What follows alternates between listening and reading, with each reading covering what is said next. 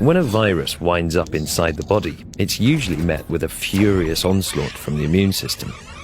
White blood cells immediately respond by releasing antiviral proteins, attacking infected cells and recruiting backup. Usually, this is enough. But there's one virus that pushes the immune system beyond its limits: HIV. HIV infects one of the immune cells that is central to the body's response to pathogens, the helper T cell.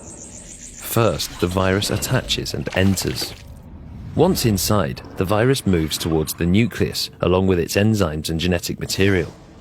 One of these enzymes, reverse transcriptase, converts the viral RNA into a length of DNA, which inserts into the cell's genome, forcing the cell to spew out HIV proteins and genetic material to make new copies of the virus.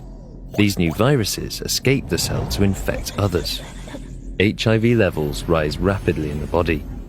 But the immune system doesn't go down without a fight. Inside infected cells, antiviral proteins called restriction factors work to shut down virus production, whilst others stop the virus from escaping the cell. Outside, white blood cells called B cells produce neutralizing antibodies, which bind to surface spikes on HIV particles and stop them entering healthy helper T cells.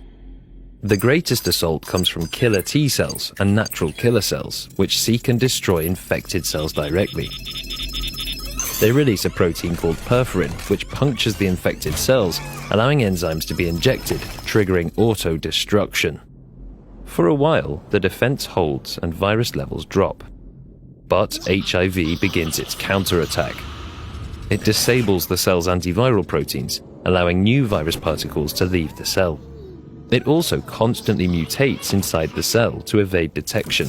The immune system can't fight what it can't see. Eventually, the immune system wears itself out. Killer T cells activated for too long become exhausted and no longer respond to infection. Also, the body loses the ability to make new helper T cells to replace those killed in the fight, and as a result, their numbers plummet. Ultimately, the body becomes immunodeficient, and this condition is known as AIDS.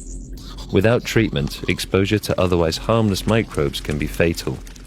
We still have no way of eliminating HIV from the body completely. There is no cure, and hidden reservoirs of HIV will rebound if treatment stops.